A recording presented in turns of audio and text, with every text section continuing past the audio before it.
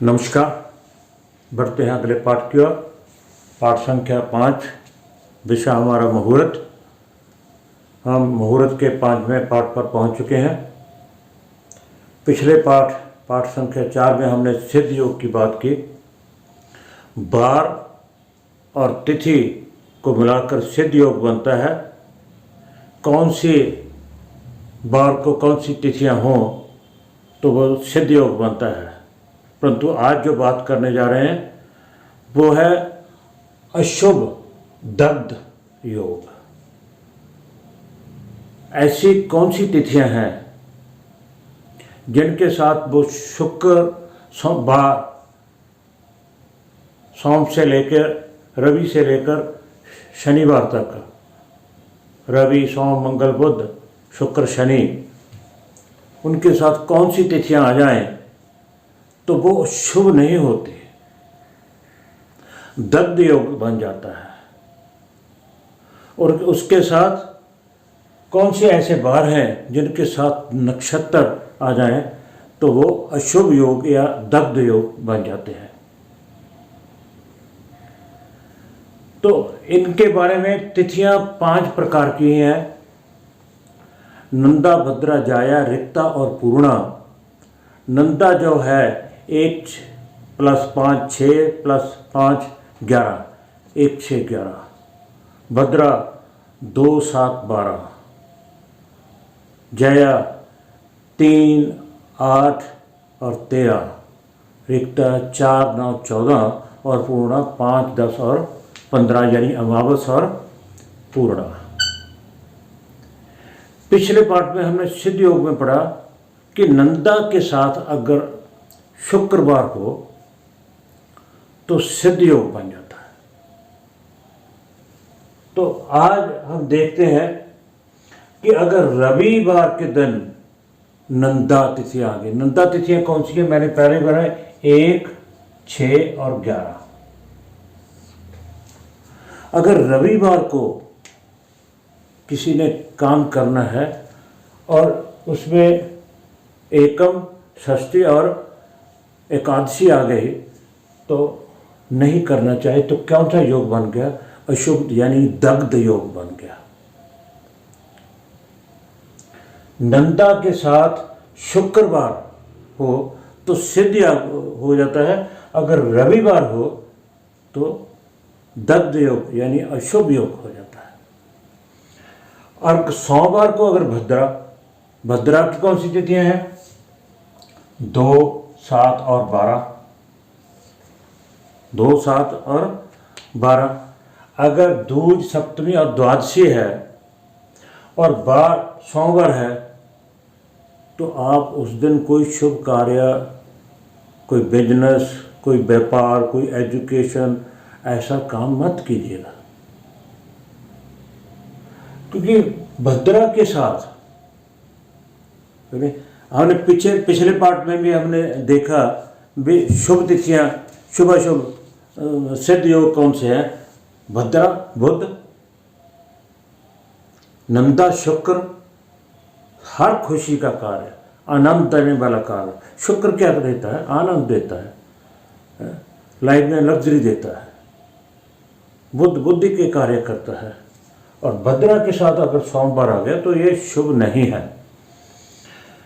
और मंगलवार को भी अगर नंदा तिथि आ गई, नंदा कौन सी है भाई? 1 6 11। नंदा के साथ शुक्र आना चाहिए। अगर नंदा तिथियों को मंगल आ गया और रवि आ गया तो अशुभ है। शुक्र आ गया तो शुभ है। शुक्र आ गया तो शुभ है। अगर रविवार और मंगलवार को छोड़कर शुक्रवार हो गए तो बहुत शुभ है। बाकी कौन से रह गए? सोमवार, बुधवार, गुरु, शुक्र, शनि, ये निम्न स्तर के काम तो हो जाएगा मगर निम्न। तो अगर शुक्र आ गया तो शुभ है। शुक्र आ गया तो शुभ है। यानी अगर रवि और मंगल आ गया नंदा के साथ फिर तो बिल्कुल ही मत कीजिएगा। आगे बुध जया। जया तिथि कौन सी है? 3, 8 और 13। 3, 8 और 13 तीज, अष्टमी और त्रयोदशी के दिन अगर बुधवार पड़ता है तो आप कोर्ट कचहरी जया के संबंधित काम करने जा रहे हैं। जया के साथ कौन होना चाहिए? जया के साथ मंगलवार होना चाहिए। मंगलवार, जैसे नंदा के साथ शुक्र, भद्रा के साथ बुध और जया के साथ मंगल।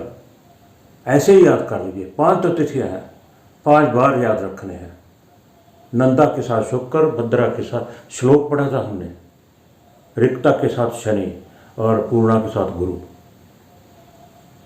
शुक्रे नंदा बुद्धे भद्रा पढ़ा था ना हमने। शनो रिक्ता कुजे जाया, गुरु पूर्णा ते देवज्ञ सिद्ध योग परिकृतता। ये श्लोक हमने पीछे पढ़ा है पाठ में। तो अगर ये तिथियां आ गई और बुधवार आ गए तो काम मत कीजिएगा, इस बुधवार का विचार कीजिएगा। और जया के साथ का मंगल हो तो बहुत शुभ है। ऐसे रिक्ता गुरु, रिक्ता कौन सी है? 4, 9, 14। 4, 9, 14 इन तिथियों के साथ अगर गुरुवार आता है रिक्ता तिथियों के साथ तो काम नहीं करना चाहिए। और शुक्रवार को अगर भद्रा आ गई, भद्रा कौन सी है? 2, 7 और 12। ये देखिए, भद्रा को सोम और शुक्र ये नहीं होनी चाहिए। नंदा को रवि और मंगल, ये नंदा तिथियों के रविवार और मंगलवार नहीं होना चाहिए। भद्रा के सोमवार और शुक्रवार नहीं होना चाहिए। जया को बुध, रिक्ता को गुरु और पूर्णा को शनि। पूर्णा कौन सी? 5, 10 और 15। ये नहीं होनी चाहिए, ये नहीं होनी चाहिए। बाकी दिनों का विचार किया जा सकता है, जैसे श्लोक में कहता है शुक्र नंदा बुद्धे भद्रा शनो रिक्ता कुजे जाया, गुरु पूर्णा च दिव्यज्ञ सिद्ध योग परिकृतता। अगर वो 5 दिन उन तिथियों के साथ आते हैं, नंदा के दिन शुक्रवार, भद्रा के दिन बुध, जाया के साथ मंगल और शनि, रिक्ता, यहाँ रिक्ता गुरु दे दिया है, ऐसा नहीं होना चाहिए। गुरु पूर्णा शनो रिक्ता है ना, ऐसा पीछे हम बता चुके हैं। ये अशुभ तिथि और बार के साथ। और उस दिन अगर रविवार को, अब नक्षत्र की बात करें, नक्षत्र 27 है, अभिजीत नक्षत्र भी 28 में है, मगर रविवार को अगर भरणी नक्षत्र आ गया तो वर्जित है, ये वर्जित है, नहीं करना चाहिए। हमें जो शुभ कार्य हैं वो नहीं करने चाहिए। सोमवार को चित्रा नक्षत्र और मंगलवार को उत्तराषाढ़ा। बुधवार को अगर धनिष्ठा नक्षत्र आ गया तो ये वर्जित है। और विस्तार से बात कर रहे थे पहले। गुरुवार को उत्तरा फाल्गुनी और शुक्र को ज्येष्ठा, शनि को रेवती। इन दिनों के लिए ये जो नक्षत्र 7 नक्षत्र हैं, 7 दिनों के लिए वर्जित हैं। अब देखिए ना, हमने कहा नंदा के साथ अगर शुक्र आ गया तो सिद्ध योग हो गया, अपने आप में योग हो गया। मगर अगर थोड़ी सी नजर और दौड़ाएंगे कि कहीं शुक्र, यहां शुक्र की कहा है ज्येष्ठा नक्षत्र है, सिद्ध योग तो बन गया।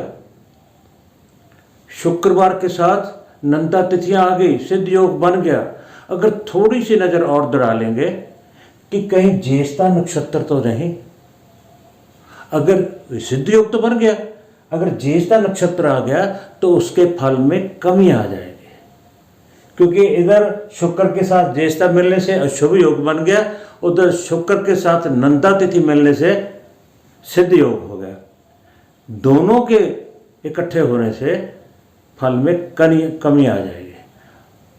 ठीक है।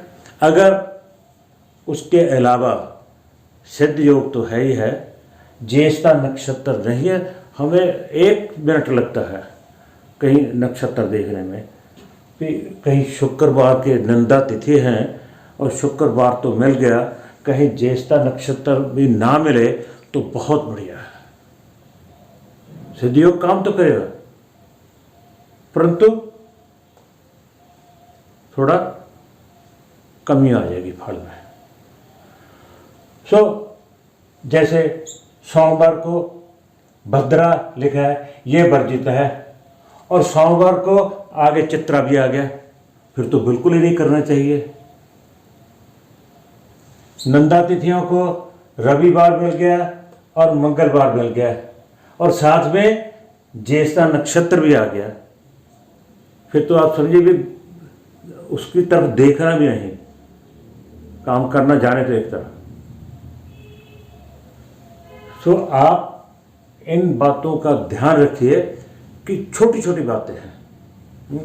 ऐसे ही सोमवार को भद्रा आ गई और इधर सोमवार को चित्रा आ गई, और इधर शुक्रवार को भद्रा आ गई, हाँ, और साथ में शुक्रवार का ज्येष्ठा आ गया। शुक्रवार भी है, भद्रा भी है, हम कहें भद्रा तिथि है, मगर वार कौन सा आ गया? शुक्र, और साथ में ज्येष्ठा मिल गया। शुक्रवार के दिन नंदा तिथि होती तो सिद्ध योग था, ज्येष्ठा अगर नक्षत्र मिल जाता तो फल में कमी आ जाती। अगर शुक्रवार को भद्रा तिथि मिल गई और साथ में ज्येष्ठा मिल गया तो आप इस मुहूर्त की ओर मत जाइएगा, है ना। ऐसे बाकी भी है, शनि है, पूर्णा है, गुरु चाहिए पूर्णा के दिन, पूर्णा के दिन गुरु चाहिए, 5, 10 और 15 को गुरुवार चाहिए, और गुरुवार के दिन कौन सा है? उत्तरा फल्गुनी।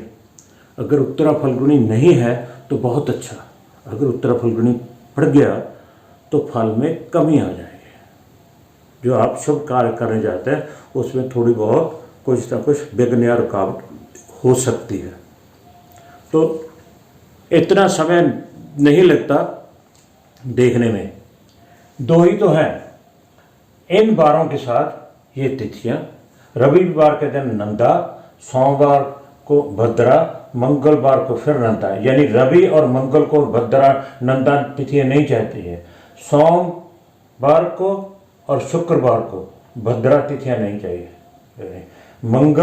बुधवार को जया तिथि नहीं चाहिए, गुरु को रिक्ता और शनि को